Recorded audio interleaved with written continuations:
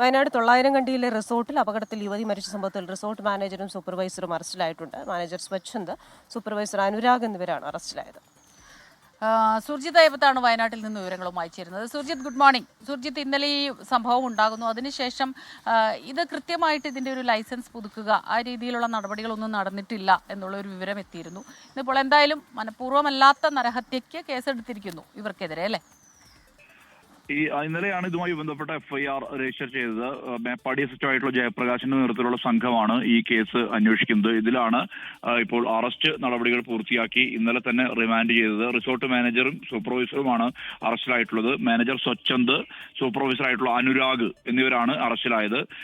ഇവർക്കെതിരെ മനഃപൂർവ്വമല്ലാത്ത നരഹത്യയ്ക്ക് ആ കുറ്റമാണ് ചുമത്തിയിട്ടുള്ളത്. ഇരുവരെയും ഈ മാസം 28 വരെയാണ് റിമാൻഡ് ചെയ്തത്. ഇതിലെ പ്രധാനപ്പെട്ട കാര്യം ഈ 900 അവഞ്ചേഴ്സ് എന്ന് പറയുന്ന ഈ റിസോർട്ടിന് പ്രവർത്തനാനുമതി ഇല്ല എന്നുള്ളത് ഇന്നലെ തന്നെ പഞ്ചായത്ത് വ്യക്തമാക്കിയതാണ്. കാരണം 2 വർഷം മുമ്പ് ഇവരുടെ ലൈസൻസ് പുതുക്കിയിട്ടില്ല. 2 വർഷം മുമ്പ് വരെ മാത്രമേ ലൈസൻസ് ഉണ്ടായിരുന്നുള്ളൂ എന്നുള്ളതാണ് പഞ്ചായത്ത് അധികൃതർ വ്യക്തമാക്കിയിട്ടുള്ളത്. ഈ സാഹചര്യത്തിൽ കൂടിയാണ് പോലീസ് നിലപാട് കടുപ്പിക്കാൻ വേണ്ടി തീരുമാനിച്ചത്.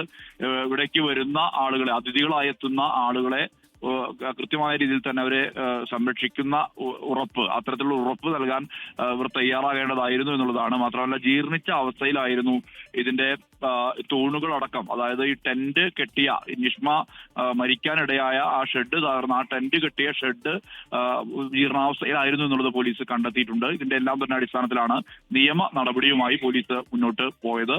2 പേരുടെ അറസ്റ്റ് രേഖപ്പെടുത്തുകയും ചെയ്തിട്ടുള്ളത്.